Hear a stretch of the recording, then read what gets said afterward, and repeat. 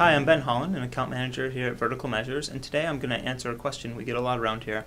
How to choose the right WordPress plugins to improve your front-end development to make your site more aesthetically pleasing and help out with usability. I'm really a big fan of image sliders. Now, they don't need to take up a whole block of your page, but you can just have them internal inside of a blog post or maybe on your services page, and people can click through them, or you can automatically have it change pictures after a set amount of time. Now, these are a great way to not take up a whole lot of real estate on your website, but still get all the images you want on there. And images are a great way to optimize your page with their alt tags and their descriptive file names.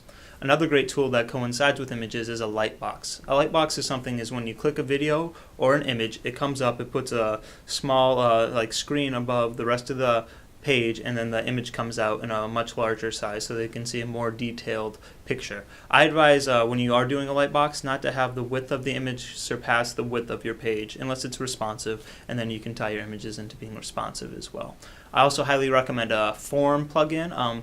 I use Contact Form 7. I'm a big fan of that, and it allows you to place forms anywhere on your site with a simple shortcode, and then you can style these forms using CSS however you'd like. So you can have one form on your contact page that looks different than one maybe down in the footer. You could have a widget on your footer that has a form so people can contact you at any time. It's also a great way to make a lead page if you're trying to squeeze somebody in and have them fill out a form.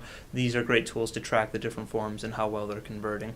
Also, on your individual posts, you'll want to have social buttons. A lot of people use those floating sidebars, and that's a great plugin you can download. I'm not as big as a fan of those because it makes the width of your website wider, and if you're pulling it up on a mobile device, often those will be cut off. I like the ones that are at the base of your website or at the top of your website. I'm a big fan of the Shareaholic one. It also has a counter on your Facebook, Twitter, and your Pinterest likes, so that way it's going to motivate other people to share because they see others are doing so. And then at the bottom of your posts, you always want to have a author box. I'm a big fan of WP Biographia.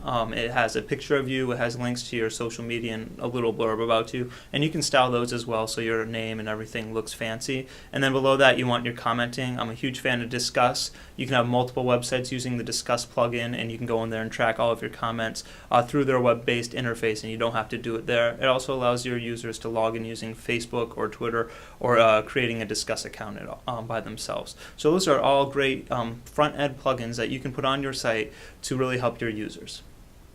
By installing these front-end plugins, you'll be able to make your site more aesthetically pleasing and increase the usability for your users. I'm Ben Holland, and thank you for watching.